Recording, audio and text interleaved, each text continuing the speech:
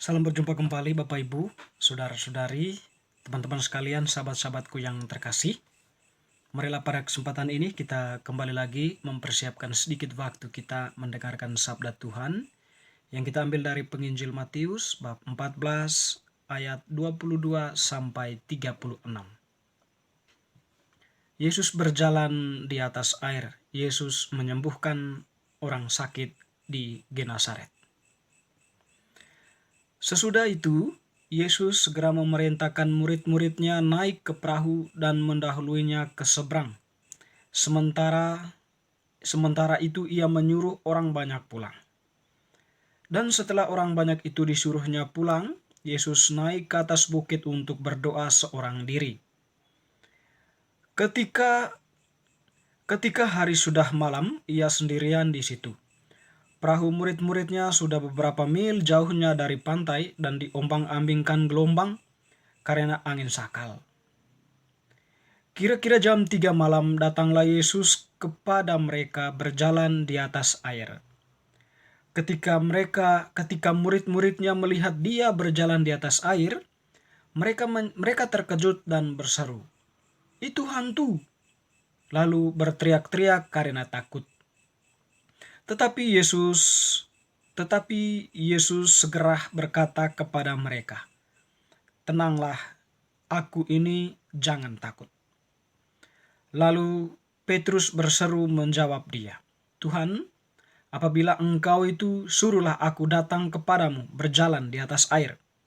Kata Yesus, "Datanglah." Maka Petrus turun dari perahu dan berjalan di atas air mendapatkan Yesus. Tetapi ketika dirasanya tiupan angin, takutlah ia dan mulai tenggelam, lalu berteriak, "Tuhan, tolonglah aku." Segera Yesus mengulurkan tangannya, memegang dia dan berkata, "Hai orang yang kurang percaya, mengapakah engkau bimbang?" Lalu mereka naik ke perahu dan angin pun redalah. Dan orang-orang yang ada di perahu menyembah dia, katanya, "Sesungguhnya engkau anak Allah." Setibanya di seberang, mereka mendarat di Genesaret. Ketika Yesus dikenal oleh orang-orang di tempat itu, mereka memberitahukannya ke seluruh daerah itu. Maka semua orang yang sakit di bawah kepalanya, mereka memohon supaya diperkenankan menjamah jumbai jubahnya, dan semua orang yang menjamahnya menjadi sembuh. Demikianlah sabda Tuhan. Terpujilah Kristus. Bapak, Ibu, saudara-saudari, sahabat-sahabatku yang terkasih, dalam kehidupan kita terkadang kita berada dalam pengalaman diterpa angin badai kehidupan. Di saat seperti itu kita berusaha sedemikian rupa untuk mengimbangkan kondisi kita agar tidak tenggelam ke dalam air atau tidak diterpa oleh angin kehidupan itu, angin topan kehidupan kita. Tetapi sebagai manusia yang kurang sabar dan juga kurang merenungkan peristiwa kehidupan itu, kita terkadang atau kita terbawa pada suatu pengalaman bahwa Tuhan atau bahwa diri kita sudah tak mampu lagi, sehingga kita pun menyerah dan terbawa bersama angin topan itu. Tetapi sesungguhnya angin badai, angin topan kehidupan itu sebenarnya bagian dari kehidupan kita yang perlu kita renungi, yang perlu kita hadapi. Sebab kalau kita lari daripadanya, itu artinya bahwa kita tidak bertanggung jawab atas diri kita sendiri. Kita tidak bertanggung jawab atas persoalan itu. Kita lari daripadanya karena kita merasa tidak mampu. Kita cenderung jatuh ke dalam hal seperti itu.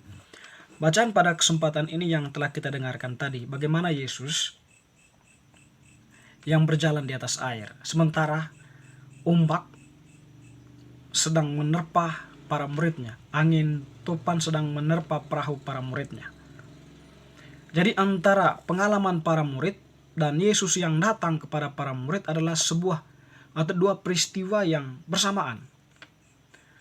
Ketika para murid berada dalam situasi mereka, tentu mereka berteriak-teriak meminta tolong. Mereka tak mampu menyelamatkan diri mereka, teristimewa karena kuatnya guncangan itu, dan ada kemungkinan mereka menyerah tenggelam bersama air laut dan terbawa bersama angin yang menerpa mereka. Tetapi kemudian Tuhan datang menjumpai mereka, mendekati mereka. Dan yang menarik, ketika Tuhan datang kepada mereka, karena mereka tadi masih terpengaruh oleh pengalaman terombang-ambing oleh angin itu, mereka tak mampu melihat Yesus secara jelas. Tapi mereka mengatakan, itu hantu. Nah, tentu dari pernyataan-pernyataan itu hendak mengatakan bahwa kedatangan Tuhan di dalam atau di tengah kehidupan itu, persoalan kehidupan, angin topan kehidupan itu samar-samar untuk para murid pada waktu itu. Sehingga mereka berteriak demikian.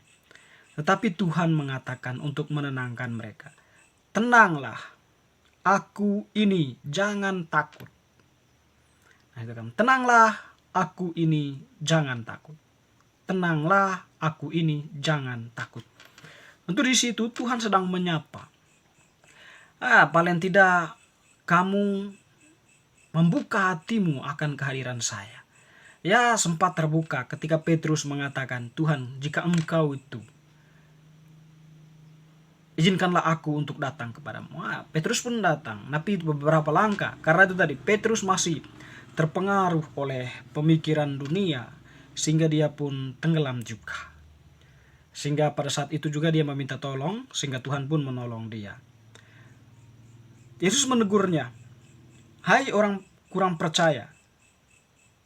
Tuhan tolonglah aku. Yesus menegur mereka dengan berkata, hai orang yang kurang percaya, mengapa engkau bimbang? Mereka Tuhan sudah datang kepada dia, dan dia pun mau datang kepada Tuhan, tetapi kuatnya pengaruh dunia itu sehingga dia pun jatuh dan bimbang. Ya. Dan pada bagian berikutnya, ketika mereka sampai di pinggir danau itu, Yesus menyembuhkan banyak orang. Ketika orang-orang itu datang kepadanya, Yesus, Tuhan, biarkanlah mereka menyentuh jubah-jubahmu saja, mereka akan sembuh. Sebenarnya di sini mau mengatakan bahwa antara pengalaman para murid yang di tengah laut, di tengah danau tadi itu dengan peristiwa ini adalah dua hal yang mau mengatakan bahwa iman itu perlu. Iman kepada Tuhan itu perlu. Jadi pengalaman kehidupan yang berada dalam titik terendah dalam kehidupan kita, iman itu perlu dibangun. Sebab Tuhan itu sedang datang menjumpai kita atau hadir juga bersama pengalaman kehidupan kita. Hanya iman itulah yang memampukan kita untuk melihat kehadiran Tuhan yang menyertai kita di dalam pengalaman itu. Bagaimana? Apakah kita mau menghadirkan dia atau tidak? Itu semua adalah tergantung dari kita. Tergantung dari hati manusia yang membuka diri mereka. Kalau kita berpegang teguh pada orang-orang sakit, itu artinya bahwa kita mempunyai iman yang teguh. Menyentuh jubah-jubahnya saja mereka sembuh. Terus sebuah ekspresi iman yang luar biasa.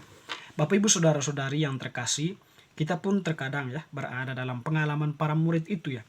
Ya, pengalaman ketika berhadapan dengan persoalan-persoalan hidup, mau menyerahkan diri kepada Tuhan, tetapi karena kuatnya pengaruh persoalan hidup itu sehingga langkah kita pun tersendak-sendak. Tidak mampu sampai kepada Tuhan. Kita tetap diikat oleh pengalaman itu. Sehingga untuk melihat kehadiran Tuhan dalam pengalaman kehidupan itu, kita samar-samar memandangnya.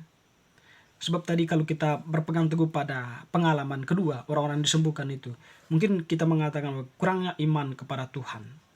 Kurangnya kesadaran iman kita akan kehadiran Tuhan juga dalam setiap persoalan kehidupan atau setiap pengalaman badai dalam kehidupan kita.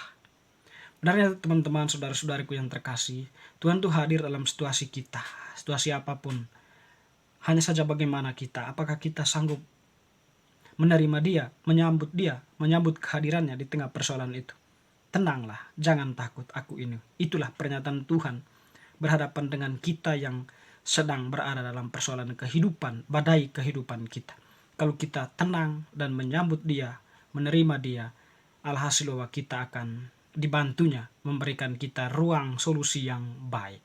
Semoga bacaan hari ini meneguhkan iman kita untuk menyambut kehadiran Tuhan dalam setiap pengalaman kehidupan kita.